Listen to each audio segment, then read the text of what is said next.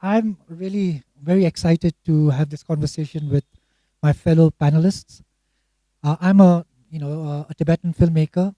I was born and brought up in Darjeeling, and I've always had a very like a special interest in films from the Himalayan region. And basically, since we started the festival in 2012, we've noticed how films from the Himalayan region has just been growing steadily. Better films, better quality films, but also many more films than there existed before. So it's almost as if there's a kind of a wave happening through the Himalayan region. From Ladakh all the way to Arunachal Pradesh, films from Bhutan, from Nepal, and for me, it's really encouraging to see these films. I always feel like I have a special kind of connection, even though I might not understand some of the languages that these films are in. But because being from the hills, the mountains, there's some kind of a shared kinship. So I'm really excited that we have today a group of young filmmakers here who are all presenting their films at DIFF, and who I think represent the best of the cinema that's coming out of the Himalayas. So please join me in welcoming Dominic. Okay, I'll start from here. Stenzin Tengkong from Ladakh, Dominic Sangma from Meghalaya, Disha Bhardwaj from Himachal Pradesh, Suraj Bhattarai from Bhutan, and Rajan Kathet and Sunir Pandey from Nepal. So I want to start this panel discussion with my first question, which is all of you are from different parts of the Himalayas, and you've all had your own kind of specific journeys to becoming filmmakers, or wanting to be filmmakers. So let's start this conversation by asking each of you how you kind of embarked on this journey to become filmmakers, what pushed you, and also a little bit about the projects that you're showing here, the films you're showing here, and the problems you faced in getting these off the ground. I know it's a long question, but please take your time and answer it.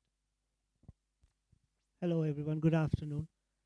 Thank you, Dharamsala International Film Festival, for this, for having me here. Not just here, for having me in the festival since last 4 5 years. This has been my one of the motivation. Sometimes being a filmmaker from, let's say, in the Himalayas, from the mountains, I think all of us feel the same. That where do we show our films? Like, where is the platform, sort of? Then you think about DIFF, and you feel at least there's one platform where which is there for us. So I'm really happy to be here every time, and I'll continue to be here all the time, I guess. Yes. So your question was so long. I Okay.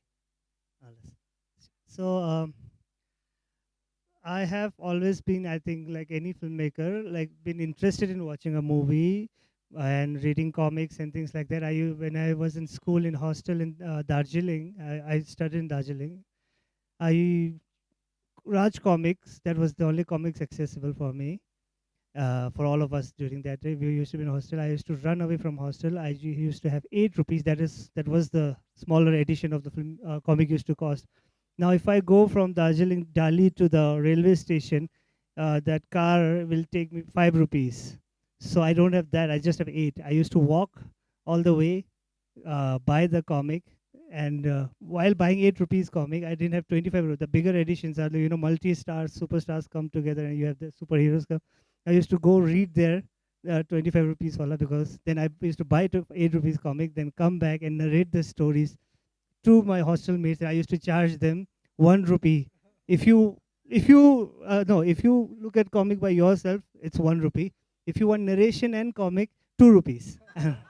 So, but then those are those days. I didn't realize I wanted to become a filmmaker. Then I continued with my life. I pursued. I was I was not taking life seriously. I was just going wherever my friends were going. I ended up taking a BCom honors in Delhi University in Khalsa College. There I flunked for the first time in life. I never used to study, but I was a really bright student that way. I'm not praising myself, but that's the truth. Then, yeah. So So then I flunked. Then I said, "Oh my God, what is this?" That was the first time I was experiencing failure, like proper failure. Then I tried again. Then I passed with the same level of not studying. Then I felt it to be a little, like I didn't like it. Like this, what is this? Then I took a break during the second year. That's when I realized I want to become filmmaker. But I used to play tennis a bit in school, and there was no tennis coach. We had tennis court in our school, but there was no tennis coach. Then I went to the principal and said, like, can you get a tennis coach for us? So then then I said there are a lot of people who wants to play. Then he told me, see, everybody wants to become Roger Federer, but there are few people who can be Roger Federer. So you have to know the difference. Then that I applied to my film. Then when I decided to become a filmmaker, what I did was without looking into any kind of filmmaking books or YouTube or whatever, I thought I bought one camera. After failure, I asked for a camera to my dad. Uh, for some reason, he gave me that camera, one camcorder, Sonica. Then I made a movie. I thought, like, what's big deal? I've been watching movie all my life. Like, I can make one. So I wrote a simple short film script and I shot it. And one of my friend, he was an editor, like roughly. So we edited somehow. Then the film came out, and I showed it to my friends only. It is just to that. Okay, I can't show it here. So there was something. Then I showed it to one good director. He said, like, you have the spark. I think you can do it. That's when it gave me more confidence. That's then I thought, like, I can be a filmmaker. At least it's not mere wish that you're failing at just because you want to escape that failure. You want to. It was not like that. Then till then I had access to my for me film was Bollywood because that's the only film I've access to till then. Then since that day I've started watching world cinema. Then I came across Italian films, French New Wave, and Iranian Wave, and all these films. Then it actually opened my mind to the wider world, what cinema actually is. This is year 2013, and since that day till now, I'm in love with cinema. I'm so proud that I make film in Ladakh, though it is difficult, definitely very difficult to make any kind of film out there. I've been able to tell different kind of films in Ladakh. Normally, from there are feature filmmakers, but they are what I see is they are mostly very Bollywood inspired kind of where you have music and there's a good guy, there's a bad guy, beats up, there's somebody's poor, somebody's rich, things like those. I want for my film, I really want to, I don't know who's good, who's bad, but I really want to talk about current situation, which actually matters to not my community, of course, and it has some sort of relevance throughout the world. That's my, what do you call it? Yeah, that's my aim. That's what I'm trying to do so far. Independent. I went to, like everybody, after studying media school a bit in Pune. Then I went to Bombay to become uh, assist. Then while assisting, I realized, come on, I don't want to become assistant director. I want to become director. So Bombay, there's no space for me because there's a lot of amazingly talented people already. So I felt Ladakh, my hometown, there's so much story to tell, but there's rarely anybody to tell. I mean, Ladakh, genuinely from Ladakh. Then I came back, wrote Sikul, my first independent short film, which did well, and that motivated me further. And that also taught me a sense of responsibility, to become filmmaker. You are a filmmaker, but you are responsible. There's some sort of responsibility that comes with making film. So that has taught me a lot. And my second film called Last Days of Summer, it also is doing good. It's traveling around. I'm very proud of it.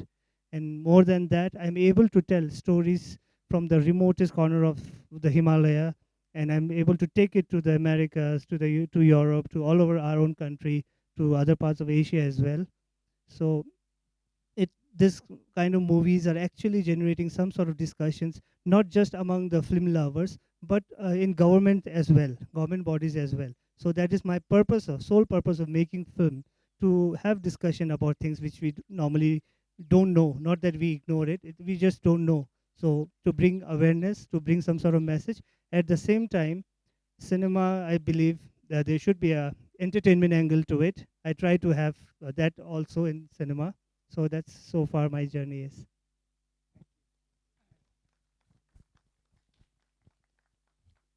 First of all, thank you for inviting in Dharamsala Film Festival. It's beautiful festival. It's very. I'm so moved by what you're doing here. It's very intimate, very beautiful. The crowd are really nice here. Congratulations to Tenzing, Ritu, and all your team.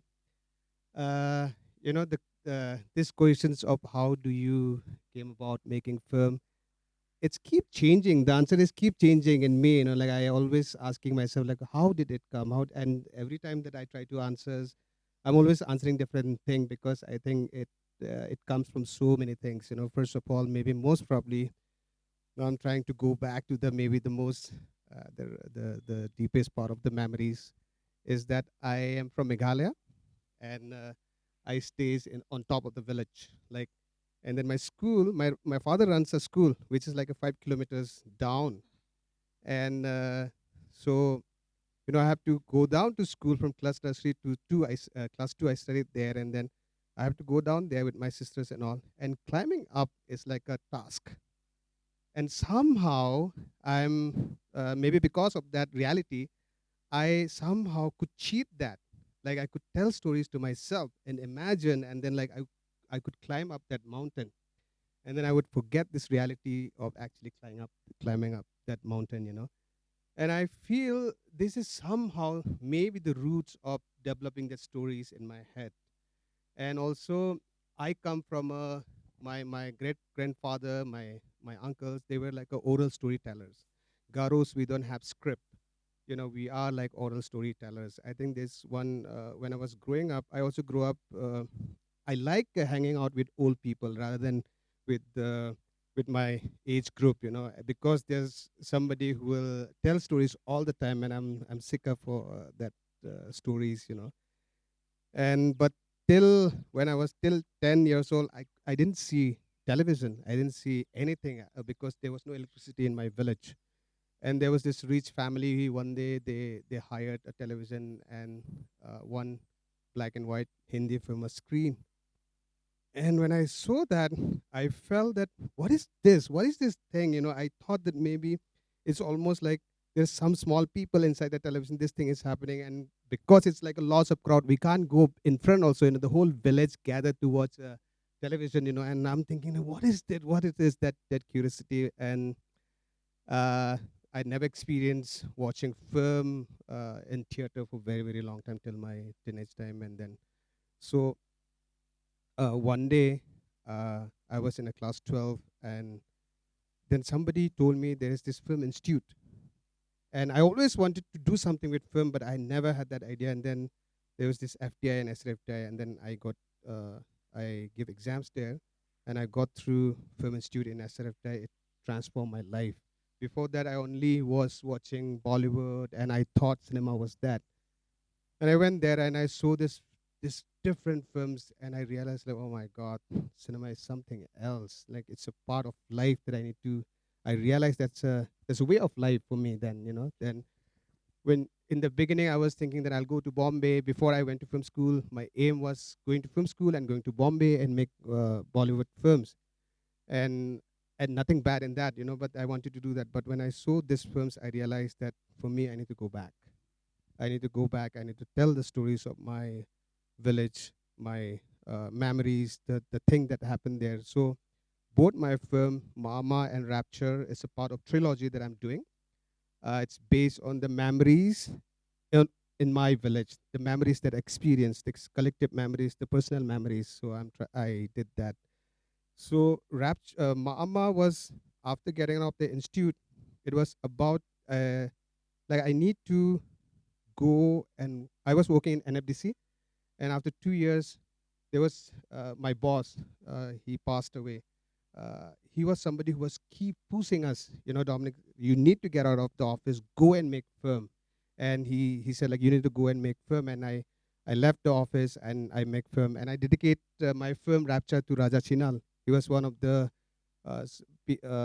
person who pushed us, like lots of filmmakers, to go and apply for film bazaars and things like that. And so the first film was it's all about trying to see whether we can make a good film or not. So Mama was something that I made, but luckily we realized first how to strategize your film with Rapture, how to get into labs and fundings and things like that. So That's how Rapture become in a way international co-production. We have Dutch, we have Swiss, we have Doha, China, and Indian producers. So all of them came together to make this film.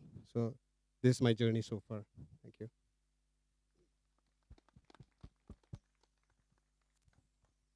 Hi, everyone. I am Disha Bharadwaj. I'm the writer and director of Chupi Raw, and it's going to have its Indian premiere here at DIFF, and I'm so thankful and grateful to get that opportunity.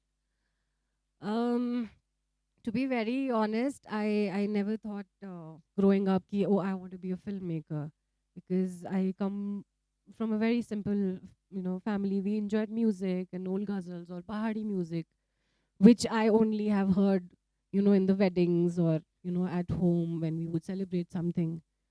So I was always closer to, folklore and art and all of the things where I was brought up. I was brought up in Shimla, and I am from Kullu. So I thought I was interested in stories growing up, and I thought I want to be a journalist.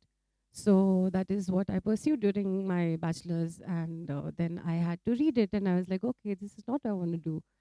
And I took a gap year. I did some offbeat courses. I did mountaineering. I traveled. At the same time, I was working as a freelance content writer. Uh, slowly and steadily, I started to discover what I did not want to do instead of, what I wanted to do. I ended up doing my master's from Symbiosis in Pune, and I did mass communication. We had a specialization there called audiovisual. So I think that is where I discovered filmmaking, because it was, part of our course. And it was a little intimidating because, all of my batchmates and people would talk about, these big filmmakers in like Iranian cinema and that cinema, and I had zero clue about it. But I don't know how I was very much, in that space. I did not know the right words. I did not know how this is done, but I knew I wanted to do this. After that, I actually got into television. I worked with Z for like a year or so in Bombay. And then again, I knew that this is not what I want to do. So I got an opportunity to work in a feature film with Siddharth. His film was there in the morning also. It's called Amar Colony. I worked with him before in my internships. Um, that is when, I came back and I thought, okay, now I've gotten into films. This is what I'm going to do. And then COVID hit, and I was like, okay, and then what do I do? I started to, sending cold mails to, these big people in the industry, ki yaar koi to naukri de do types karke. But, that was not happening. So I just felt like I need to take the matter into my own hands and, let's just do something. So I was grateful enough to collaborate with some of the wonderful and talented people that I know from my batch or like, previous films that I had assisted in. So I developed my script, as I told you earlier, with DIFF only. DIFF has been a big part in my screenwriting journey because I attended 2 screenwriting workshops with DIFF. One was with Film Independent and European Union Film Festival. That was during COVID, and writing was something that I always did growing up. I wrote horrible, bad poems and stories, and which I would just read it to my sister or my friends, and it was like, oh wow, wow, but it was shit. But this is I just felt my process was a little uh, I don't know, different maybe. Matlab, everybody has their own journey, but it was not like, yeah, I always knew I want to be a filmmaker. So making Chupi Raw was a logistical nightmare, because it's not easy to get the equipments here, or the operators, and it's a hassle.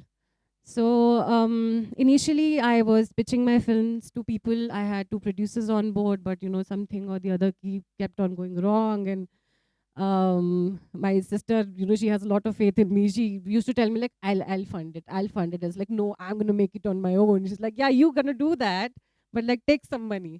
So, it was a collaborative effort. My family is just, they're so wonderful and supportive. You ask my parents, I think until I shot this film back in my village, they had no clue what I was doing with my life. It's like, हाँ कुछ तो media में करती है, like she does something. But yeah, this year when I shot the film in my village, my relatives, my friends, they were the crew. I specifically wanted to, use the potential here in Himachal Pradesh because, I felt like there is so much of untapped potential. They just don't have the platform. That is what happened to me. And that is why I went to the cities. So I made it a point, the cast and the music that I have used in my films. These are all independent people, singing at gigs or at home, putting it on Instagram. That is how I discovered one of my musicians in the film. I wanted to use our local baja in the film, instead of using any Western instrument for that matter, because I feel there is so much. Our culture is so rich, but there is barely any representation on screen. So that is where I think my thought came from. It was intentional, using everything that I have here to, its highest potential, jitna, I am able to manage. And I collaborated with some of the best people in my team. It was very wholesome. It was like family scene where everybody was doing everything. It was not like, oh, this is the department, oh, that is the department, no, I will not do this. Tum production hai, tum karo. Nahi. Everybody was doing everything because we did not have any other option. And also because, which is most important, also because it was for the love of cinema. Because I think they believed in the script. They believed, that what I was trying to say or do with my film.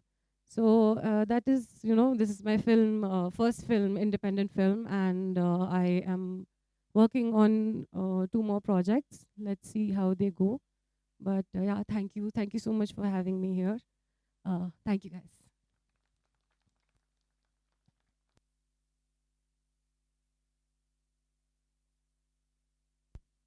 Hello. Yeah. Hello, guys. It's really lovely to be here, and thank you for inviting my film as well. It's premiering at this festival. It's Silent Walls, short film, and well, my journey.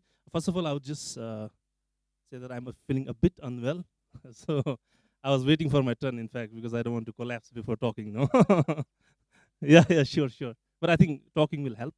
Um, so my journey into filmmaking was a bit late, I would say. I was an IT administrator. I did my undergrad in IT, and I worked for about 6-7 years. I won't say that I didn't enjoy it. It was fun. I had a great time, but I was not really, a person who can code and program. And later I realized it's because I have quite an extrovert personality, and also maybe not that sharp of a mind. So, but later, my first inspiration to get into cinema was my elder brother. To be frank, he's Arun Batra. His name is Arun Batra. He's a filmmaker from Bhutan as well. And when I first watched his first feature-length documentary called The Next Guardian, I was in my I was pursuing a master's in business that time. It was a different study, and he sent me this film to check and review. And then, yeah, I had my headphone on, and I was at the library. And then I watched it with very less expectation, especially in terms of entertainment. Let's put it that way, because the documentaries that I was used to was very, television, National Geographic type of documentaries where there is interviews, a talking head, or yeah, that kind of stuff. So, but when I watched that, I was thoroughly entertained. Not just that, I thought that it was one of the best films that I had watched in my life. Of course, I haven't watched too many films, but that made me realize that, oh yeah, this there is something here, not just about entertainment, but the fact that he was able to capture Bhutan in its very raw element, and also was able to give back that nostalgic feeling. And I feel that is important right now because Bhutan is a developing country, but it's rapidly developing in the sense that and I feel as a someone who grew up in these times from 90s onwards, that I have been part of this development as well. So as Bhutan has changed, I have changed as well. I have seen that change as well. And after watching that film, and of course, like then I joined him and I did a master's in documentary film directing. um, my main passion or reason for being in cinema, I think, is to capture and document our times, my times, these unique times. I feel my society where I live is very unique. It's beautiful in every way, in the sad way, in a happy way. So all these emotions coming together, I think it's very important. And the art scene in Bhutan still is developing. We don't have like a very rich art culture, at least modern art culture. But we do have a lot of folklores and traditional culture as well, to derive from. And we have the mountains, we have the streams, we have beautiful people, strong people. And of course, these people, a lot of this generation is also dying out. And I would like to capture what they are passing on to us. And that I think is very important to treasure because we are changing as well. We are getting globalized. So I think that is my primary goal as a filmmaker. Good afternoon, everyone. My name is Sunir. I'm the co-director of this film called No Winter Holidays. We're really happy to be here to bring this. It marks the South Asian premiere of our film, so we're really happy and privileged to bring a film from the mountains to the mountains. Like Suraj, I'm also a late entrant into filmmaking. Like every South Asian household, they want you to study science because it provides you options. So I did that for my high school, and then that ended my career in engineering. So I took gap years, and then I started reading literature, and then I found out that I couldn't write very well. Then I listened to a lot of music. Then I realized I couldn't play any instruments. So during this informal diploma in the gap year, I came across a film called Agire, the Wrath of God, where this filmmaker was addressing these huge subjects, but in his own way. So, and that really opened my eyes, because previously I thought films were either entertainment or very complicated places where you spend a lot of money constructing sets, and then it felt too distant to me. But this film, where he was addressing huge issues, but with his own point of view, that was very significant to me, and that opened my eyes into the world of filmmaking. But following this, I started studying journalism, and then I became a journalist because I thought I had to see my country as well.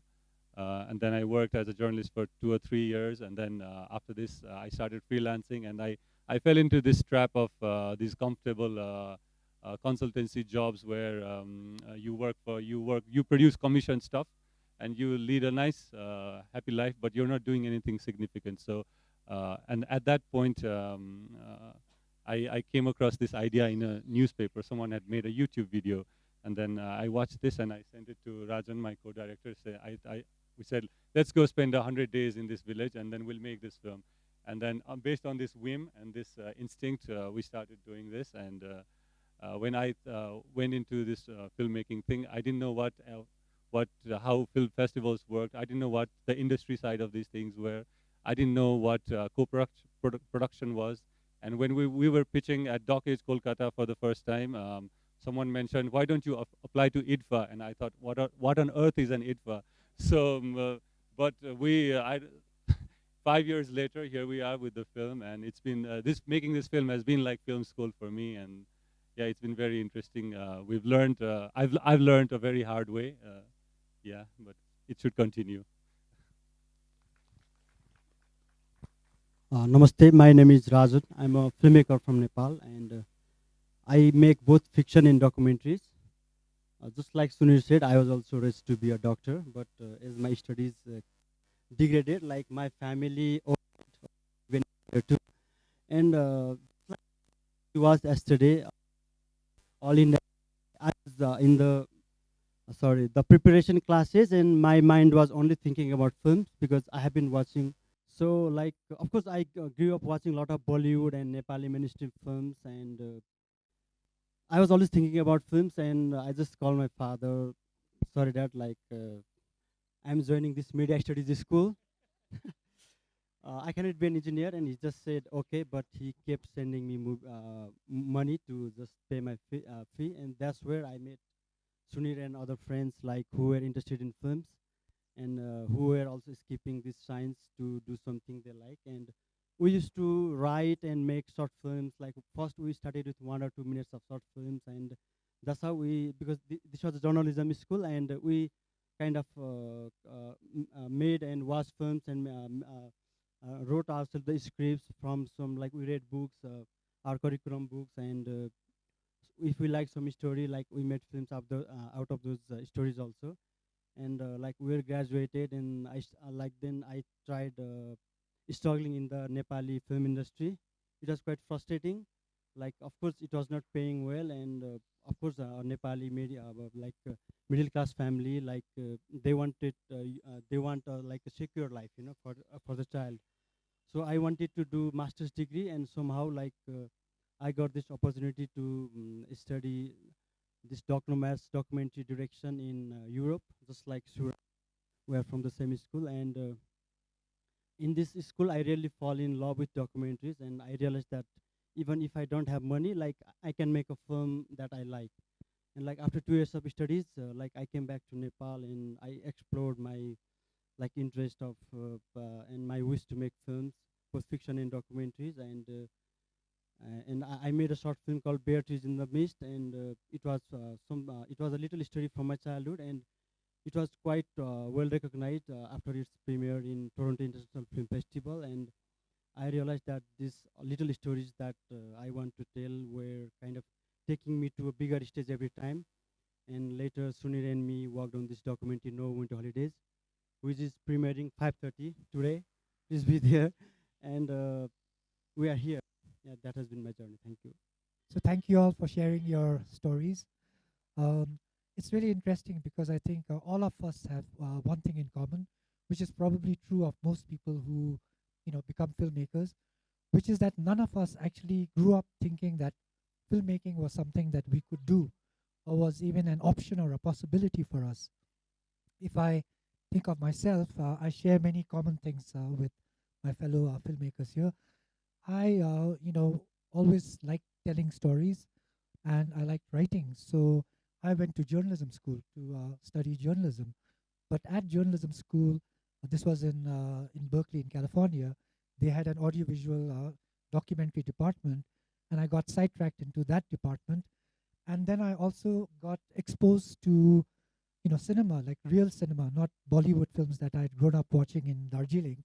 Because like most of India, Bollywood films are the staple, and we were no different. So I was exposed to all these amazing world cinema that was available to me at the time, and that again opened my eyes to the fact that cinema was something that's more than just entertainment.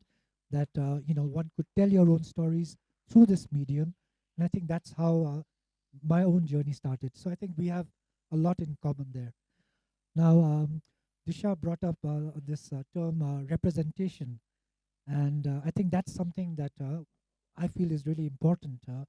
Me being a Tibetan, almost all the films that I've made with my partner Ritu have had a Tibetan theme because I felt like as a community, when I started out making films, there weren't enough filmmakers in our community who were telling our stories.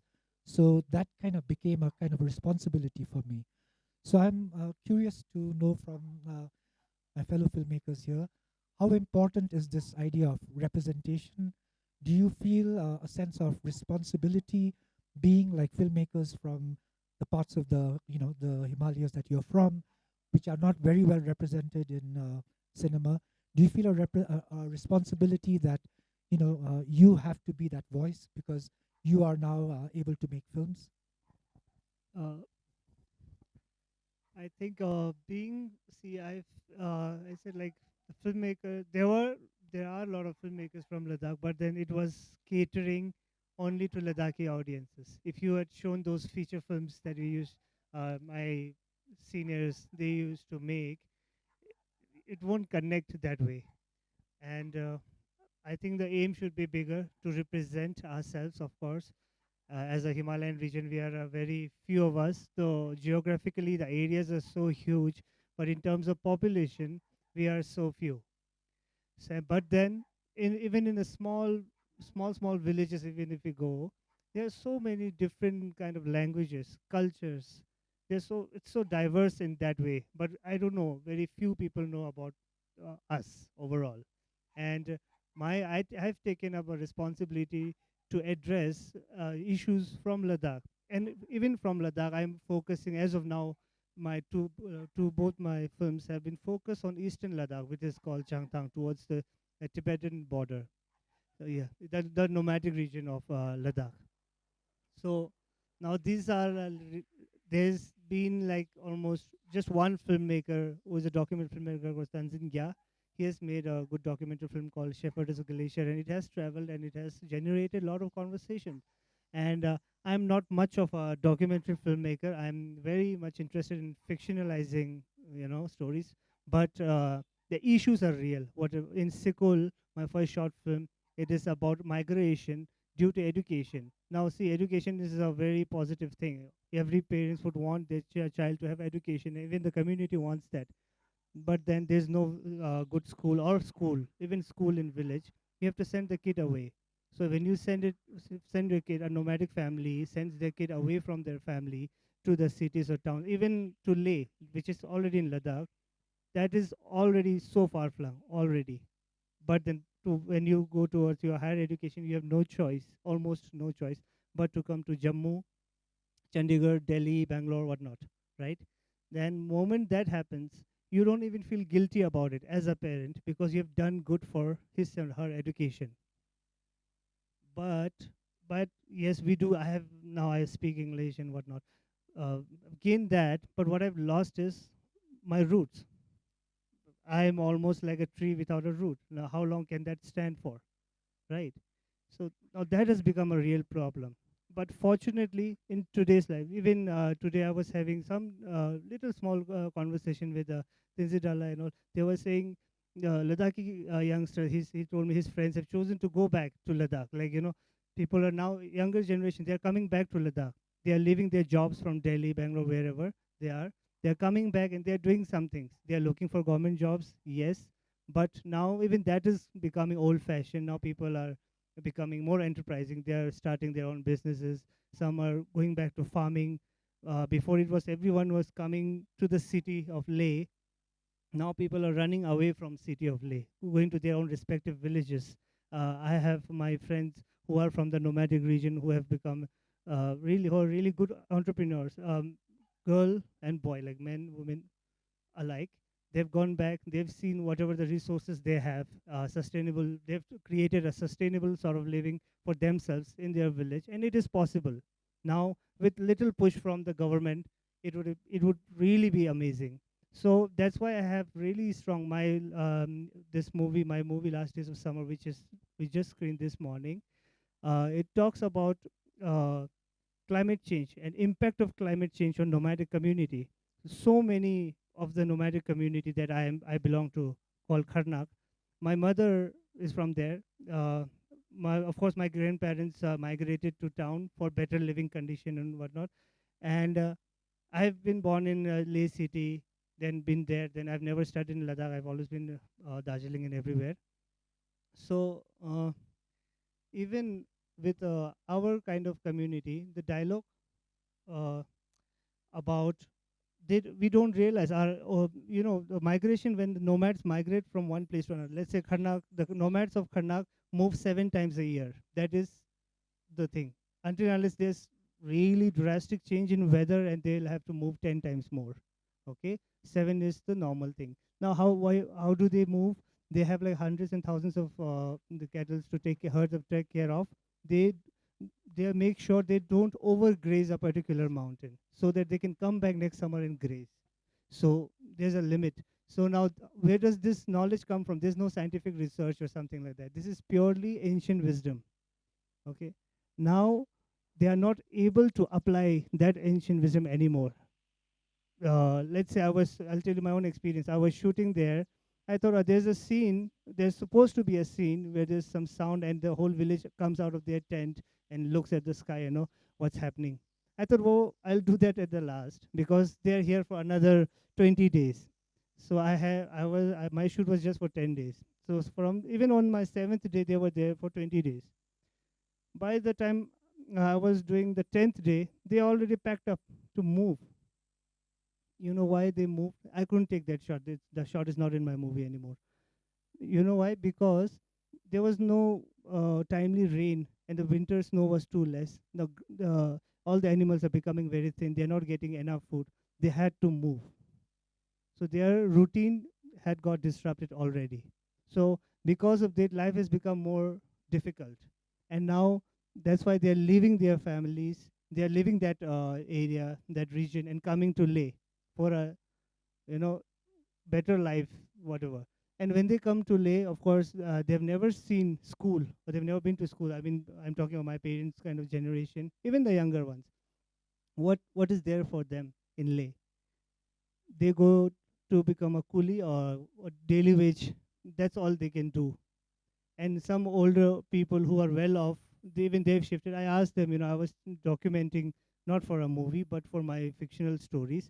They told me physically it's really easy. You have a washing machine to wash your clothes and, the television and whatnot. But from your heart, he said, like, he's 86 now. He said, from my heart, I was much happier there. Now, even if I want to go back, my health will not support me. And my daughter or my son or my daughter's husband or or son's wife, even they would not allow, they would not want to go back. Nobody wants to go back because the environment is not there anymore to create. The support is not there for a sustainable sort of living in the villages. So that's why now my village used to have 70 families just 20 years ago. You can check thing. 70 families, imagine. And when I was shooting last year, it was 11 family. By the time my shoot got over in 10 days, it was 10 family. One family moved. Okay, this year it's just 7 families. So imagine next year there might not even be one family left, looking at the rate of it. This morning also I was saying, I'm still saying this, 7 is better than 0. And we can still do because we have a lot of spiritual places, very important places there spiritually, and we are very attached to Tibetan Buddhism, and spiritualism means a lot to us, to our community. There's one hope that monastery is there, and the villagers, the elderlies, they tell me, no, don't worry, this village will never go like fully extinct, or because the monastery is there, they will do something. But yeah, even I believe so, but we really need to take action. So my movies are fiction. Now it is turning into more of a documentation like that. So that's the responsibility, what I feel. Thank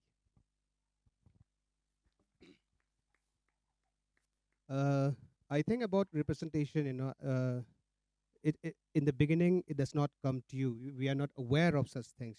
We make film out of love for making film. We need to say something. It's there, but only once you make film, then you realize, okay, there is more responsibilities. It's not only about telling your own stories or telling about your village or things like that. It comes to you. It dawns on you.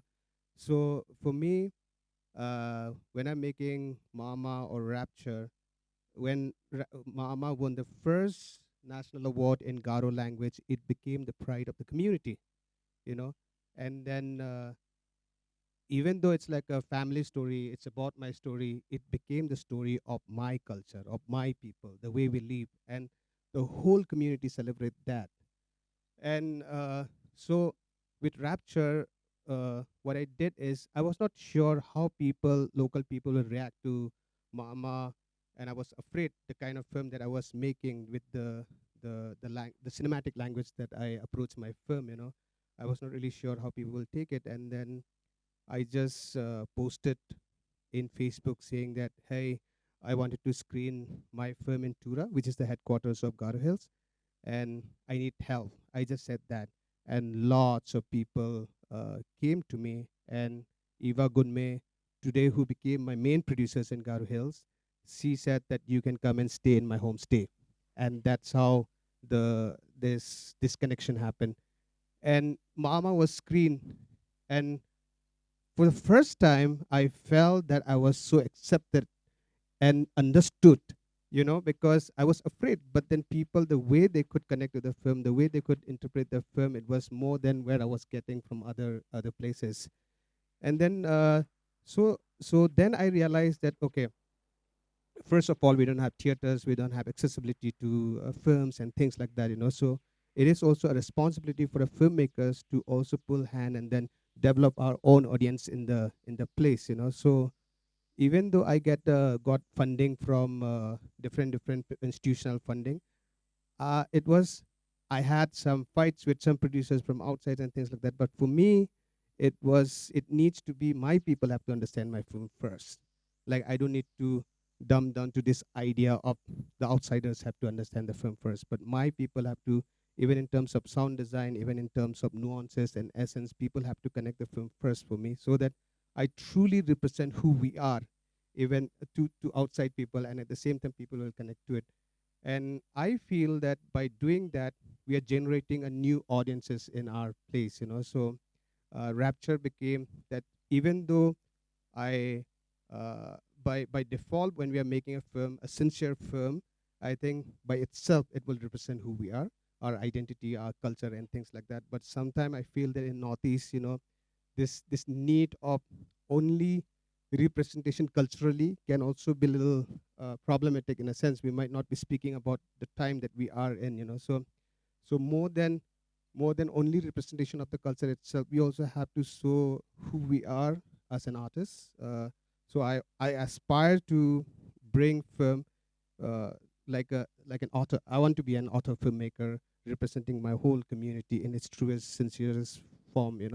So I always keep saying that it's up to us to burn a rocket like in a Diwali or Christmas, but at the same time, it's also up to us to launch a rocket from here that can be used by everywhere. That is what I'm trying to do with my film. Yeah.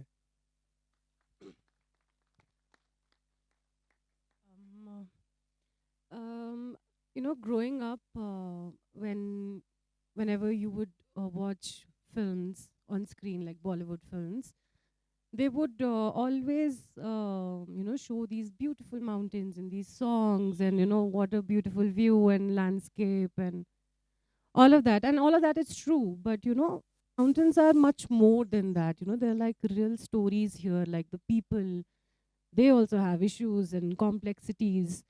um I just felt like, I want to tell stories of, my people. Like, I want to see something which matches to the village or the house that I grew up in, or maybe the dialect for that matter. Because I, as an individual, I'm very much interested in interpersonal relationships. And I was having a conversation, some time back with my elder sister about, being uh, how as humans, we connect through films or series. We were discussing Fleabag by Phoebe Waller-Bridge, and I was thinking, she's somewhere in America and she has written this. I am sitting here, in Kullu in a village near Manme. I'm just sitting and we're discussing her writing, and we can relate so much because it's, it's our human stories. Like, that is the one thing that connects all of us. So I thought, if it is, so common in all of us and all of us can relate it, I want to do something of that, but here, where, I can give some sort of representation to the stories of people, and how complex they are, the kind of things they go through. And it's not necessarily have to be in, in a metropolitan city. People are equally complicated and messed up here. It's not like, oh, wonderful, wow, such a beautiful place. But that is there, I agree. But at the same time, I think these things are also important. The film that I wrote, I did not write it with the intention of, oh, I want to, speak about this particular thing. I wrote it, and things just, fell into place. As Dominic just mentioned, it's something that comes, dawns upon you. I wrote the film, and as and when I wrote, and there were things like gender identity and interpersonal communication and relationships, sorry, and grief and traumas. These are the things people are going through every day. So why not, like I felt later on I discovered it as I was done with my script. Okay, these are the things that I have written about, and I want to make it here only. I want to make for the people who are here in Himachal so that they can relate. I want to make it with the people of Himachal so that they also understand this craft, because cinema is, it's beautiful, it's connects us, it shows us humans and lives. It's something very innate. So I think this festivals, these festivals in the mountains, they do so much, because I am making my film, and people from Himachal are also coming and watching it. There's some sort of representation there. They can relate. They can see, oh, I have walked these streets, I have seen this building. As today there was Amal Colony's screening, and somebody mentioned the same thing because he was from Shimla, and he was so happy to see, oh, I have walked these streets, and it's so beautiful to actually see something more than the scenic views and the beauty of it, like actual the people's stories, which was so beautiful. So yeah, representation matters to me, and I hope that I do justice to what I'm trying to do. I hope that makes sense. Thank you. Yeah, I think, I was thinking, like, when you asked it, I had time to think, so that was nice. But I think it's a very difficult question. Responsibility and representation. You know, I've always run away from responsibility. I think that's why I've come here. Uh, so, uh, and I can't say it with confidence, honestly, that I feel responsibility towards my people. I can only hope. Also, I can only hope that I'm representing them well, because every time I think of a story, or it's very personal, obviously, right? Personal in the sense, a personal vision, let's put it, even if it's not about my story, it's still my mind, my thoughts. I'm playing with it, not knowing where it's going to go, right? So uh, responsibility can be heavy as well, right? It can burden you as well. So I might even make stories about people who are not responsible. So if I then say I'm responsible, maybe I'm even judging them. Maybe I'm as irresponsible as they are. So I think this kind of complexities comes. It might be from the fact that I'm a new filmmaker. I'm still growing. Maybe I'm not that passionate enough that I can, about a cause. Like when he mentioned about houses losing, I think it's a very difficult thing. You feel that responsibility naturally coming from within you. And I can only say that maybe subconsciously I do have it, you know, but I'm not fully aware of it. If that responsibility is there or not in me, like who do I represent? Do I represent myself as an Asian filmmaker, or do I represent myself as an Himalayan, or Bhutanese, or from a Nepali ethnicity, or a Bhattarai family guy? So it's a very complex matter in itself. But I think me being all of that does definitely help me, in my journey. It has helped me in my journey, and I can, like I said, only hope that the representation also comes. And obviously, it's a collective effort, not just by with filmmakers. Representation should come from all forms of art, all forms of discipline. So I think together we can learn, together we can grow.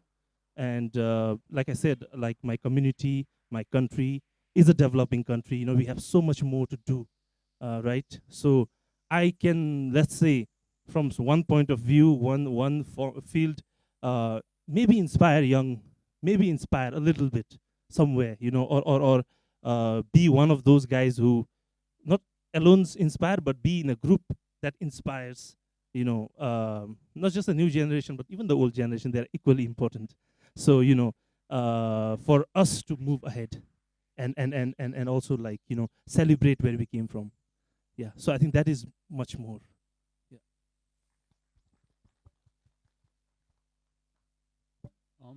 For me, since this is my first film, I haven't had much chance to think of responsibility and representation and things like that. But I'd like to approach this issue, in a sideways manner.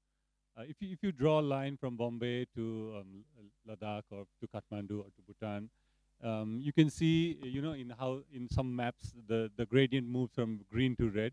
So I would say Bombay is green and maybe Kathmandu is red. And these in the Himalayan region, we would figure in the red of the scale, who is better to deal, who is better equipped to deal with the modern world.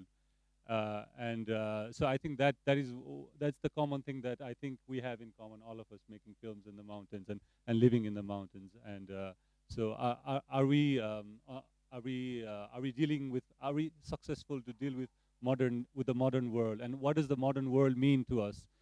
In Nepal, this is migration. It's the single most important phenomenon going on at the moment. Historically, people used to migrate to India, but now they're migrating to the Gulf, and they're migrating to the West, and this has impacts on society. This has impacts on family. The joint family structure is practically dead, and what does this mean for kids? What does this mean for aging people? That family structure was kindergarten and aged care all in one, and for free. I mean, not for free, but someone was doing it. But it used to happen quite organically, I would say. And but these things are happening everywhere in the region and everywhere in the world, and these things affect all of us. So then I would think, so what do I have to say that's unique to, let's say, two-thirds of the world's population or more than that. So, and then when I think of films that I liked, and when I think of books that I liked, it's really clear to me that there's something that maybe even if it's a book from 100 years ago or 500 or 2,000 years ago, there's something that touches me, and there's something that's, I don't know the word for it, maybe universal, or let's say human, or if you read a book from 2,000 years ago, there's something that's still modern about what the writer is trying to say. And I think this is the thing that I would want to incorporate in my work. And coming back to responsibility and representation and being close to your region, I wish the film world worked in a way where you could world premiere your film in your country amongst your people. But sadly, it doesn't work that way. So bringing my work to my people is very important for me. I met a filmmaker who said, I'm working on a film and this will never be shown in my country, and I'm reconciled to that. For me, such a proposition would be very tragic. So when we premiere our film in Kathmandu, I'm sure that I'll cry a lot, because it's very emotional, and it brings up all the emotions from the years of making this film. But still, I don't know what my responsibility is, and how I represent the film. Am I, like Suraj said, am I an Asian guy? Am I a Brahmin guy? Am I a Hindu, or am I from the land of the Buddha, or what am I? I've been avoiding this question, to be frank. So yeah, I think that's my. I think a lot of new filmmakers from Nepal who are really doing great. They are actually born out of the frustration that our other senior filmmakers, our ancestor filmmakers, I would say, they were just making films in Bollywood template. Back in late 1990s, a popular French photographer and filmmaker, Ed Lee, he made a film called Caravan, Himalayan, and for me that film is a Slumdog Millionaire of Nepal. And only after that film, the Nepali filmmakers kind of realized that, come on, like a Westerner is making of, is representing Nepal in the real sense. And until then, they were just making a very superficial kind of films. And only after that film, it opened the eyes of a lot of filmmakers, and filmmakers like Chiringrita Sherpa, Navin Supa, Min Bahadur Bham were born out of that, after that film. And I want to give a example of a filmmaker called Rajesh Prasad Khatri. He's a teacher teaching in a school in a very far away mountain region, and he had assisted one of his friends, Min Bahadur Bham, in the production of his film. And and through that film, he saw how the film was made, and he had a story to tell. And because he was dealing with kids every day, he was a teacher, and he wrote a story and he presented to his friends, and they said, okay, we'll support you technically, let's make a film.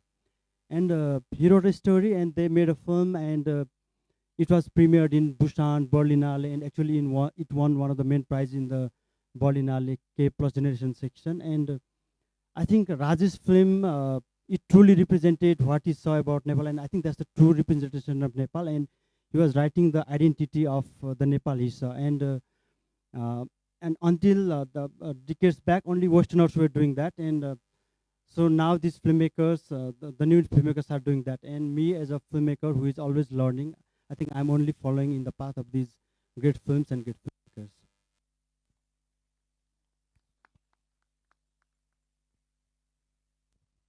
So yeah, thank you all. There's so many more questions I have, and so many interesting topics that we could discuss. I'll just ask one more question, and then I'll open it up to the audience. So here at DIFF, we've been trying to build a network of Himalayan filmmakers. I mean, that's been kind of one of our main aims right from the beginning, to showcase films from the Himalayas, to have some kind of to have interaction among our regions. How important do you think something like that is, and how do you think we can actually strengthen this network? Is my question. Let's start with you this time and move like this. So filmmaking is a collaborative approach. Like yesterday, I was talking with Suraj. They have this really talented cinematographer in their country, and I was asking him like if it's possible to work with them. And filmmaking, like from sustenance point of view, it's a really a difficult and challenging profession. And a lot of times there is no money to finance your film, and you have to look for friends who will help you like work in a film, or who will invest their talent in. So as a filmmaker from around this region, because we have a lot of commonality in our culture and the stories we tell, so the only way to move forward is like working together and helping each other, either as a co-writer or as a producer. And in Nepal, I work for a film festival, and like Kathmandu International Mountain Film Festival. From this year, I'm one of the like the board member of the festival, and I would be really happy to support the regional filmmakers. And I think that's how we can strengthen this process of making films together. Yeah, like Rajan said, besides working on our own films together, I think one way would be to screen each other's films from the region and somehow carry this dialogue. Maybe from DIFF, the next one could happen at KIMF. Not to ignore films from other places, but still to keep this discussion going on. And I don't know how it's going to work. I'm also trying to screen some films from the region, and I'm trying to figure out what are the channels to get these films. Is it through filmmakers only? Is it through embassies from different countries of the world?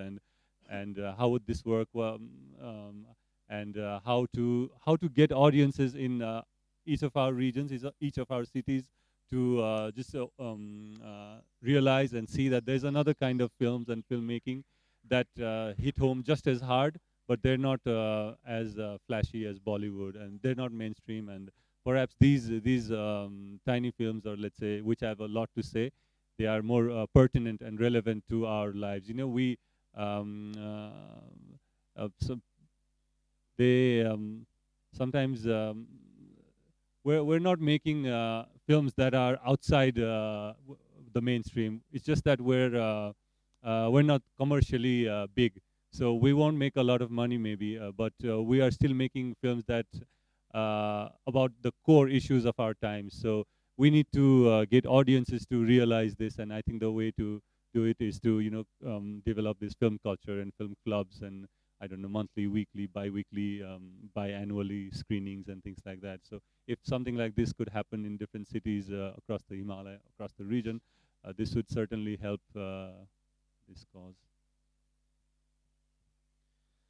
Uh, So I think, yeah, I think the need for collaboration, of course, is there. A festival like this, the fact that I'm getting to express myself here means a lot, and the fact that I'm listening to my, peers and fellow filmmakers, with their own experience, and I think this kind of, yeah, like the festivals, the opportunities needs to, I think, grow, expand, right, throughout, and especially coming from Bhutan, we don't have the independent film scene. It's almost non-existent. Like, we have good filmmakers coming up, definitely, but very countable in numbers, and so it's a big challenge for us. Also, yeah, in terms of like the market, we are very small, 700,000 people, so in that sense, but of course, like, the film language can expand once it, has an universal appeal, when it's made with universal intention, localized stories with universal intentions. So I think that is something that I hope that filmmakers, or aspiring filmmakers from my region, my country, also learn that, and they would learn that also through, coming to places like this, where a lot of the, like they said, the cultural aspects are similar, right? The way of thinking is similar, and then you also watch these kind of films, and you are like, all right, we can actually go, because how we started off was very Bollywood, the commercial film industry. Nothing against commercial film industry, we need them. They're equally important, but it's also, then it also means that the type of films that the commercial industries make is also should, get closer to artistic, qualities, right? There has to be that too. So we have to, like, at least, I don't know, of course there's many things to learn from them too, especially marketing. But I think, yeah, like, especially the commercial industry has gotten a little bit more, Bollywood style, in the sense that we copy it, but we are, of course, because of our fun, because of our, budget, and because we are a new industry, we cannot replicate them well as well. That's another disaster already, right? And then there's so many nuances of the culture which is dissimilar as well, and we don't pick up the similar ones, we pick up the dissimilar ones, and then apply it into our, culture, which makes it a khichdi, kind of a khichdi, right? Like, worse, tasting one.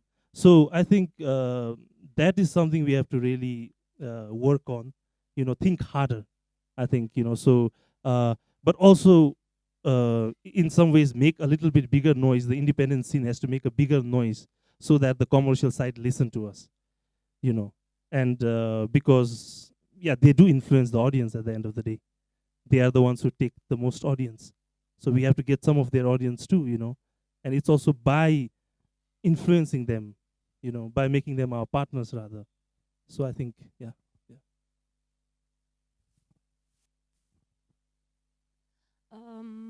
I agree with most of the things these guys just said. For me, last year I attended DIFF for the first time, and I feel it's so important to have such festivals, because I came here as a delegate, and the entire festival was so inspiring and motivating for me that I thought I really want to come next year as a filmmaker here. Like, I really want to do that. So I feel all in all, these festivals are so encouraging, because the whole experience of enjoying cinema with people who are there just for the pure love of cinema, it does something to you. It inspires you, and inspiration is very important. A lot of time, I uh, for me, it's a lot of self-sabotaging procrastination in life. So such festivals, they help you. You go there, you meet people, you see their films, you listen to their projects, you network. It is, it starts a motion inside of you. So I feel festivals are extremely, extremely important, and diff in my journey has played a very important role. I've done, two fellowships with you guys because of your collaborations. So I feel that is something that should continue, and more of such collaborations should happen, because it gives platforms to the new filmmakers, as it gave an opportunity to me.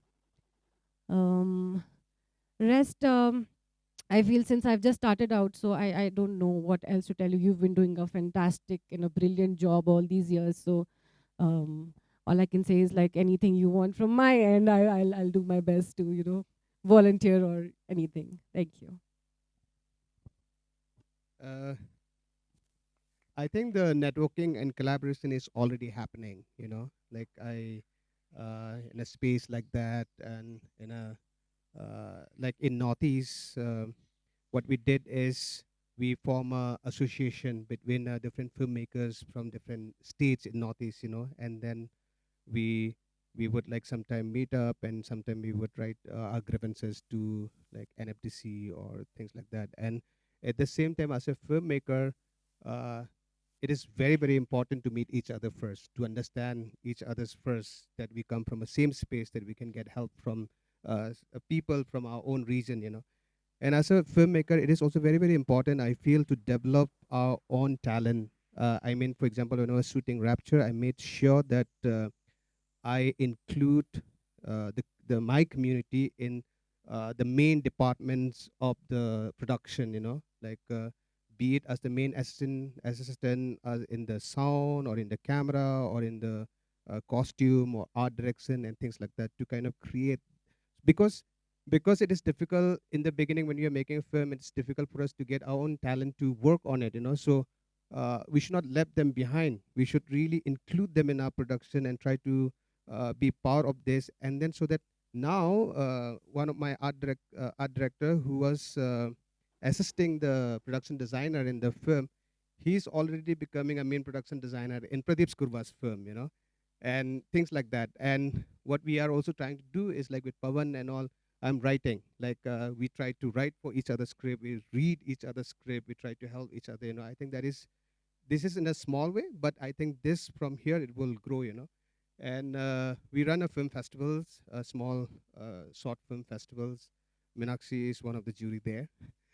So we try to bring people and introduce, like for example, we're going to have a talk with Meenakshi going to have a session, and then we're inviting filmmakers to, because they still don't have idea of what festivals are, what it means to be sending into festivals. So by helping like this, by introducing, I think such panel is already happening. So I think we'll only go forward in a better ways.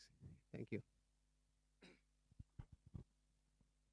Uh, when I was when I knew what kind of film I wanted to make, one thing I was concerned was who will watch in Ladakh, at least, who will watch this kind of film, because people are not used to. I don't blame them, because it's all about accessibility. When you don't have accessibility to such kind of cinema, and your only accessible cinema is Hindi film or Bollywood, and that's what film becomes for you. It's merely for entertainment. That's what people say.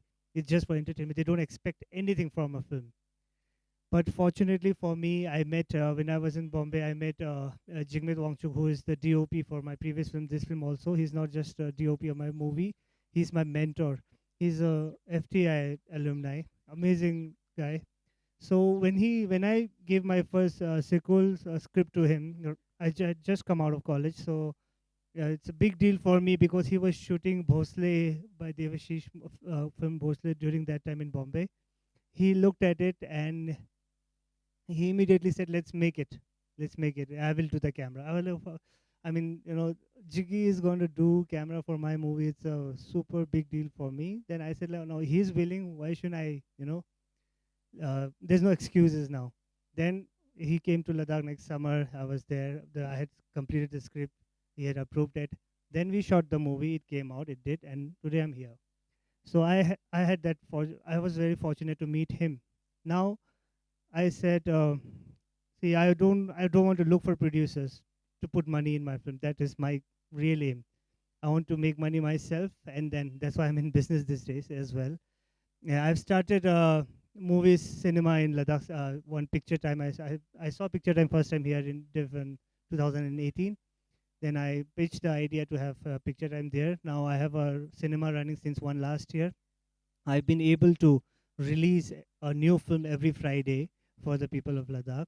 Ladakhi filmmakers have stopped making films. I think the last film they made was in sometime in 2015. Not because they didn't want to, it was because there was no cinema theater. There used to be a cinema called Aliji, which used to, if you look at that, it's all tone kind of thing. There's a poster of Salman Khan's movie called Bodyguard. It's still there. So that is when it stopped. And Bodyguard didn't release the same day. It released 1 year or 2 years later. That these were before the digital thing came, right? So they shut cinema. So now I have opened. I'm the only cinema guy there in Ladakh.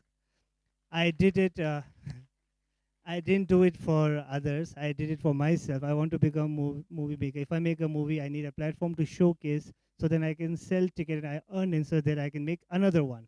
So that's my aim. That's why I worked really hard to get picture time. It was so much hassle with government to get a cinema. They didn't understand it is good for the community.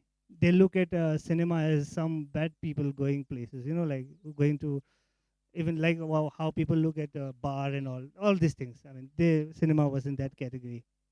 But some of the officers, they understood. But it took me 2 years to get permission just to put one cinema there. So since last year, I've been running some. I try to get.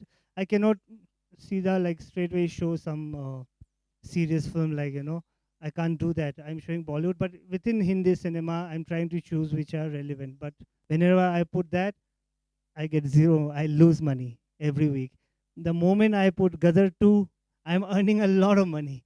So what to do? Now the process, I guess, now I've understood the process has to be slower than that, right? I'm now going back, and I cannot show my film Last Days of Summer or Sikul, and I can't expect anyone to show up to watch those films.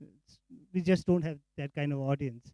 But platform like DIFF is very important. I really, whenever I go to Ladakh, we have amazingly talented some young kids who do good, who are really interested in flying drones and this camera work. They like this fancy camera, lighting and all this. They are doing amazing, but they are making music videos. And this girl, boy, whatever, they're like exactly like Bollywood. Now they are telling. And now I wanted to introduce to them world cinema, like what it was for me when I first time saw Yashizuru Ozu's Tokyo Story. I was like, "Shit, ye to Bhagwan hai. This is Bhagwan, what happened?" It was made in 1951, Bhagwan, so this guy cheated on me. I liked Bhagwan then. But then I had not seen, right? I had access to Bhagwan, not to Tokyo Story. Yeah, that's how. So now I want to introduce my, like, slowly I want to do that. I've been talking to Ritula and Tenzila to let's do a film festival in Ladakh under their, of course, guidance and everything, and let's see what we can do. Right, this year, I'm really happy to be able to assist them in having a diff on the road in Ladakh.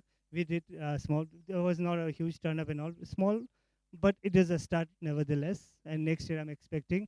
So slowly, that visual literacy, I guess, will gain in our own region, and our own people will try to make films like what we see here in DIFF. That will be the real cinema. The Bollywood part is very easy, I feel. Thank you all so much for sharing your stories. Uh, shall we get some questions from the audience? Okay, is there a mic? Yeah.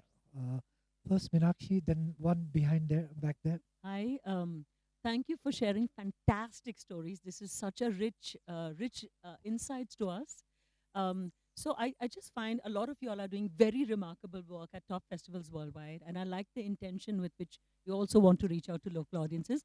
I wanted to ask only one question to all of you, because filmmaking, even if you're at the top, you're the world's most famous filmmaker, it remains a struggle. It doesn't mean that automatically it's, oh my God, now I'm Steven Spielberg and money comes to me. It's not necessarily the end of your troubles, so that challenge continues.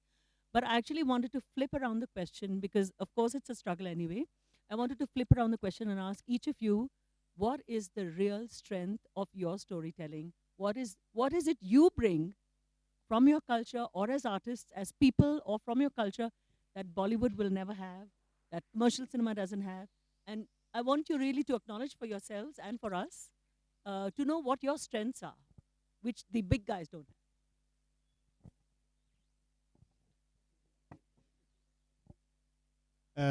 Yeah, I think even to find out that strength is a discovery, actually, because when I went to Film Institute, uh, and I used to come back home, and I used to see what story can I tell from this place. I feel like that. I maybe because of the layer of films that we have watched, and we were trying to make a film like that, and then I was not being able to see stories from my place in the beginning. And it was then I realized that the only thing that I could start from was to go back to my own memories, you know, because those memories were also there where I need to release it out. It is something that almost this filmmaking itself was like a therapy for me. So for now, I realized that my village is so many story. I wouldn't be able to finish them, and it's amazing stories. You wouldn't get tired of it. And every time I will make a film, I'm sure it will look very very different from each other. Uh, Also, the strength is that your people. I really truly believe that sometime what happened is we always look for the difficulties first. No funding, no camera, no this, no that. But then I feel that we should look for something that is what you have in and around you, your people, your sisters who is wanting to support you with food, or the uncle or auntie who wants to give a room for your crew, and look for all these things first. I feel like that, and then the rest. Then you decide how to go about it. And also friends, protect yourself with friends who believe in you, because I think we will have lots of doubt as we go on. Even our producers will have a doubt when the film is not getting selected and all. But then they will change their mind the moment the film, when they realize that, okay, now my producers are saying that, Dominic, if you don't win anywhere, you already won for me. And now they come on says that we believe you, you're a special voice that we need to protect. So I feel the strength that I have is right now, the memories that I have, experiences that I have. I don't have to go out looking for grand stories anymore. You know? Yeah. I think I agree with Dominic. Like, there's so much we have there to tell, because we are lucky generation that nobody told before us. So there all is left for us, and I feel that we'll have no idea what they are going to see and how surprised they will be once they see what we all make, and there are a lot of others who will make. There's so much to tell. The, I mean, so far now we have only had certain kind of films. Now I think those tanks are getting over. Our tanks are full, and there's so much to come out of it. Like, unbelievable. Like.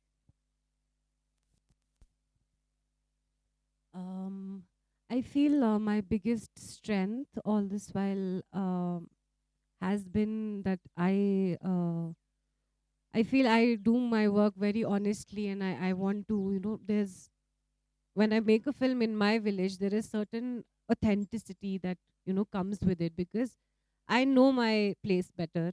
I know the people better, how they eat, how they work, how they go to the school, and from where they are going. And, there's a lot of authenticity there. But another thing that, drives me is having a great support system, because there are times, it's very difficult to make a film all by yourself, in the mountains, because it's a logistical, nightmare. A lot of things go wrong, and you start to doubt yourself. And then having that support system is so important, because it helps you stick to that, authenticity.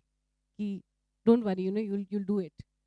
So I feel these two things have been a driving force for me.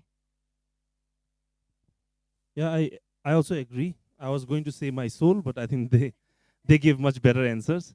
Uh, yeah, so that's it. Like the memories of carrying yourself, since childhood, what you have seen.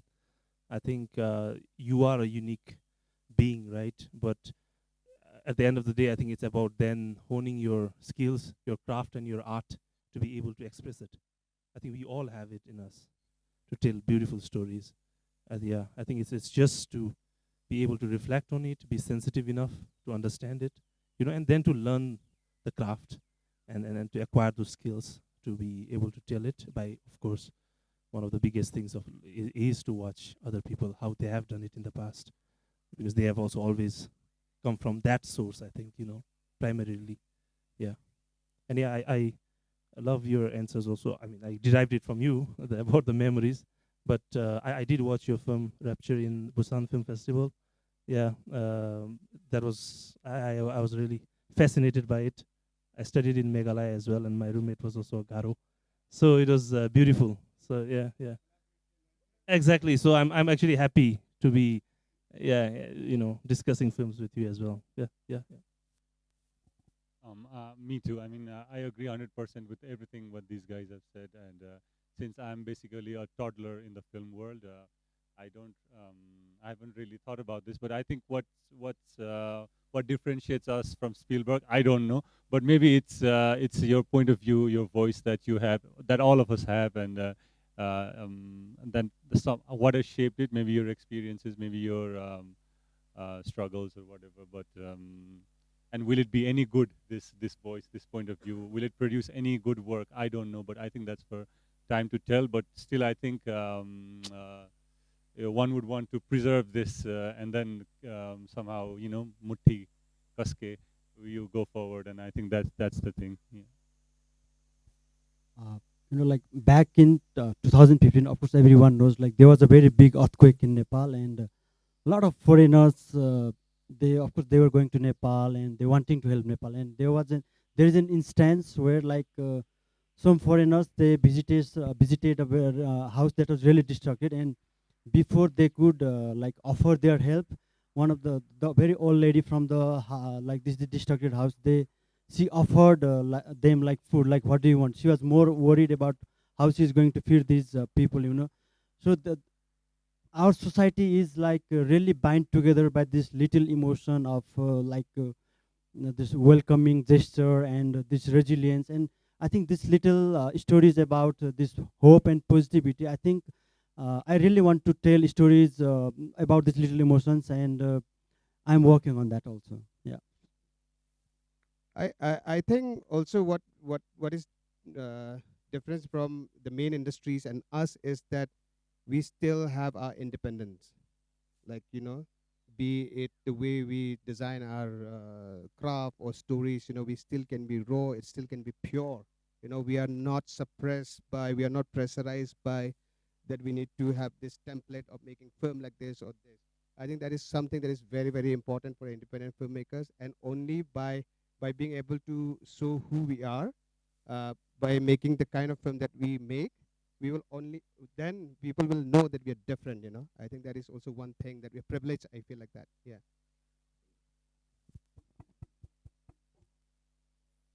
Hi.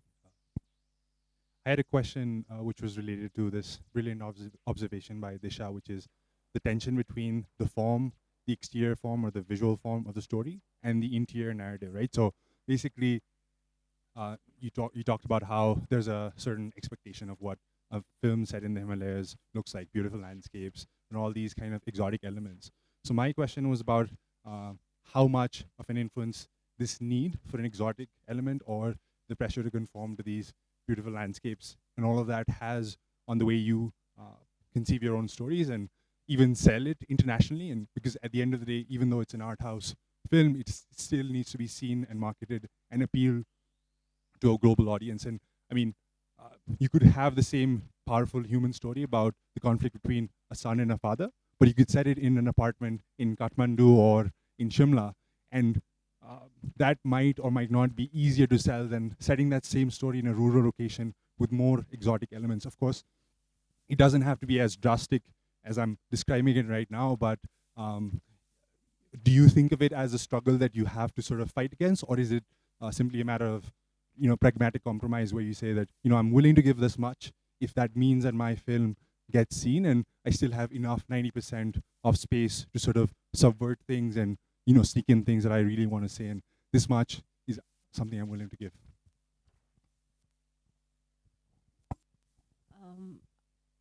Thank you for your question. So my intention has always been, talking about interpersonal relationship and human stories. So since I'm making the films here, my intention, it's not necessarily to to use the landscapes. It's the intention is to tell the stories. I'm just lucky enough that the landscapes are there. So sometimes that helps.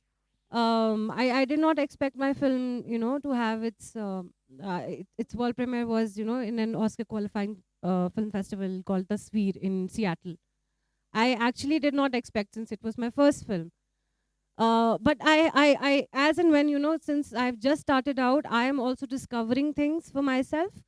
But yes, to answer your question, I always weigh towards the intricate and complexity of interpersonal relationships or identity, or all of that.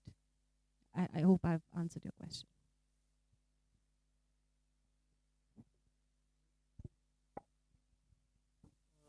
Regarding that,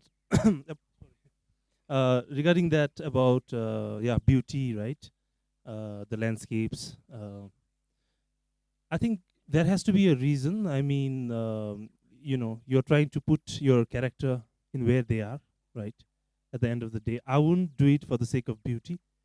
I think we have symmetric eyes. We see things symmetrically. If it's beautiful, we see it beautiful. Beauty can be painful as well. So it depends on what do you juxtaposition that image with, right? So if you just show it for the purpose of beauty, one less landscape after the other, just for the sake of it, then of course it becomes empty.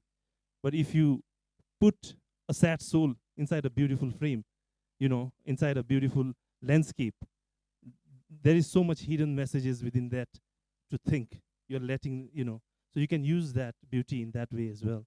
So I think there is nothing wrong with using beautiful landscape, but it's about how you use it. Yeah, and how often do you use it? Where do you use it? Yeah. Just to add on this thing about Suraj said that it's a kind of a painful beauty, this Himalaya thing. I'm a very bad Himalaya guy in that I just hate snow and I hate mountains. I mean, I like mountains, but from a distance. As far as stereotypes and these exotic things are concerned, it's like a tug of war between what you want to do and what the world wants to see you as. We are asked questions about exoticness and about mountain films and Sherpas and Everest and Buddhism and things like that. And personally, I'm sick of these kinds of points of views. Oh, the Gurkhas, the brave Gurkhas. Oh, the brave Sherpas. And what about, let's say a guy who is a monk during the day but takes off his robe and goes to the disco at night? That's my modern story, and that's the thing I want to explore, because this is all happening in a modern world, and it's also for the guy who takes off his robe and goes to the disco. I'm sure he has a dilemma as well. So those are the things that you want to explore in your film. Yeah, I think that's why. Yeah, that's why it's so important that we are having these voices come out of these regions, because this particular region, the Himalayas, has been so stereotyped, so exoticized by people from the outside making films about these regions, which is why we need to reclaim our own stories and tell our own stories, which is not necessarily, even though, as they were saying, it might be set in beautiful surroundings, but that's not the point of it. It's about the people who live there. And I think as long as we're true to that, then that's, yeah, fine. After listening to you, I want to add. So, like in Mama, when I was shooting, my DP is from Hyderabad, So, of course, there he comes and he's like, "Oh, Dominic, I can compose a frame like this, frame like that, frame like this," And I said like, "No, no, no, no, no, no, nothing like that," So, I will tell him this is something that you will see. A bus traveling in a white shot in a barren landscape is something beauty for you, But for us, it's traveling in the bus. So I refrain from exotizing by intentionally doing that. No, I think the most important thing is we don't even need to show it like that. It's beautiful. I mean, everything that if you sincerely capture everything, even if it seems to be the most remotest thing in the corner, that corner of the world, if you sincerely capture that, a wood or a stone if I feel some emotion looking at it, I truly feel that we can capture it and still show it there, and people will still connect to it because of the experience that they have with life. So we really need to. I don't think we should care about that. Yeah. Hi. Yeah, hi, my name is Coop. I'm from the School of Arts and Aesthetics in JNU. I'm currently writing my research proposal, and I specifically came here to get your input. I have two questions specifically on representation. The first is when we were talking about representation, some of you weren't necessarily aware of the responsibility that goes with it. But maybe after this talk, do you think on your next project, do you think you are more conscious of the responsibility, and maybe all of your work could culminate into something which I would like to call maybe like a Himalayan new wave? And the second is specifically for Dominic. Uh, I also come from an oral tradition, oral in Manipur. Yeah. So, do you think the visual medium does better justice to oral traditions over text? Because even Kafka says, all language. Do you think like the visual medium does better justice to oral traditions over text? Kafka says like all language is but a poor translation. So do you think film does a better job in translating oral traditions?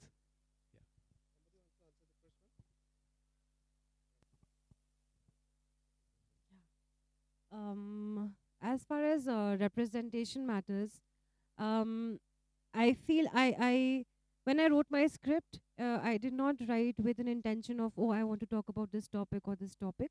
I wrote a script since it was fiction. I feel people derive things for themselves out of it. Right. So when I wrote my when I made my film, few people spoke about mental health or trauma. Few people spoke about gender identity, and few people were talking about interpersonal relationships. Right. So I feel if you put some sort of honesty into your craft, and while you're writing, people are going to derive something. Something is going to resonate with them, and it's going to come out. So I am not writing with the intention of ki, oh, I want to make film about gender identity and it's for them. I am just telling a story. Okay, and if it is giving representation to something, then it's a wonderful thing. But that is not the intention. I feel, when specifically when I write, I want to tell stories, because every story is unique and raw in itself, and there's so much of soul into it. There's so much of substance there. So I feel people they see things for themselves as they are, not what it is. So yeah. I'll answer the question that you asked me directly. So every medium of art, like be it literature, painting, or sculptures, or theater, they have their specific how to say that uh, quality or whatever. Like so, I don't think that is text or oral is better than that. I wouldn't say that, or visual representation is better than that. What I'm trying to do is, of course, by default, by nature we don't have our script. So, and also we didn't try to develop our own script, our own text to say that. But for me, cinema, I'm working on visual medium is because I feel comfortable with it to represent. I wish I could write like Kafka. I wish I could write Dostoevsky's. That's beautiful.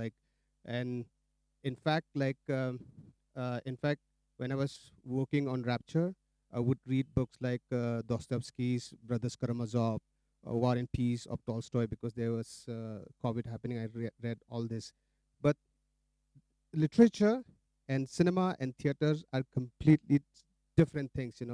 The sad part of cinema is uh, like lots of other arts come to it's not like a sad, but like so many, like what Bresson says, like how uh, cinema is influenced by theater or something like that, and we are still a lot of filmmakers are trying to make a pure cinema, So that is what my aspiration is. What could cinema do in its own form, in its own art form, rather than like getting influence from theaters or from text or things like that.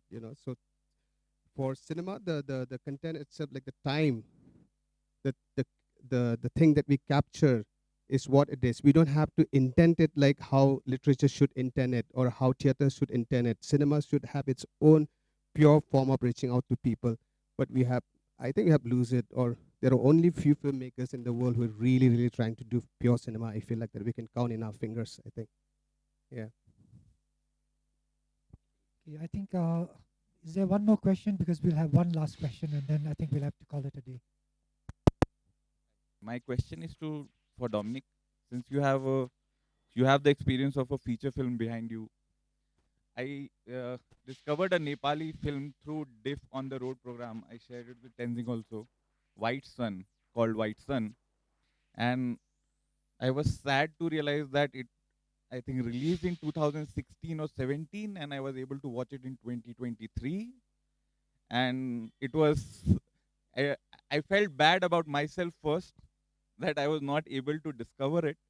But what do you think is the way forward for independent cinema to bridge a gap, to find audience, market the films better so that it reaches out to more audience beyond the responsibility of the audience to reach out to it and search for it, or a responsibility or the good job done by DIFF to bring it to people?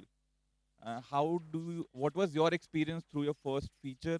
If you can share that so that we can understand how that works, especially for independent cinema. But did you like the film that you watched? Yeah, and that was the sad part, that I liked it, and when I searched it, it was available on Amazon also, I believe, but I was not able. I didn't knew about it. Okay. I think that's a wonderful thing about good cinema, it won't grow old. Like good films will, good films will stay fresh. You will, the more you watch, you will discover more, even if you get bored and you feel like sleeping in the first watch, but the good cinema will always be there. I think that's why it didn't look old, One thing is that is something that I always, and also good films don't have spoiler. I always feel like that. For me, in terms of experience with Mama and distribution, is Mama, I didn't have any, we don't have experience, like in the beginning, we don't have any experience of how to distribute films and things like that. As I said before, that I reach out to people because I really wanted to show the film to my community first. So I reach out to people, and then we we booked one auditorium, which is like a 700-seater, and we run the film for 7 days, 3 shows a day, and it's a 700-seater. It was packed. And then Sankarlal Goenka is one of the distributor in Northeast who distributes films from all the Bollywood films and Hollywood films, and also he distributes films for Rima Das and Pradeep Kurwa, So he's on board right now to distribute Mama. So before it, in 2019, we were about to distribute, but then COVID happened in 2020, so then it stopped. But for Rapture, what we have is, because we have already international co-producers, like we got funding from Vision Studios from Switzerland, so they already have a territorial right, like Benelux country in Europe. We are so we some distributors, sales agent, they show the film in Busan, and then we are talking with the Japanese distributor. So we are negotiating on MG and things like that. So I always believe that even if it comes from a very remote part of the world or very small community, if you make a good film, somehow or the other, it will find its space somewhere, and people will see. Today you saw that film after many years, but still it's relevant for you, And I think good films, they don't get in box office, but through time and spaces, they will get their audience. Like that's why we remember great directors till today. I think this will happen. I want to believe like that. I want to believe that my film will be watched even afterwards, and it will reach out to audience. It will get distributed. I want to believe like that. Thank you so much. Yeah, so thank you all for coming, for staying, for this long conversation, which was really, really interesting. Thank you all for coming and showing your films. And for those of you whose films are still going to show, please come and watch it. Thank you.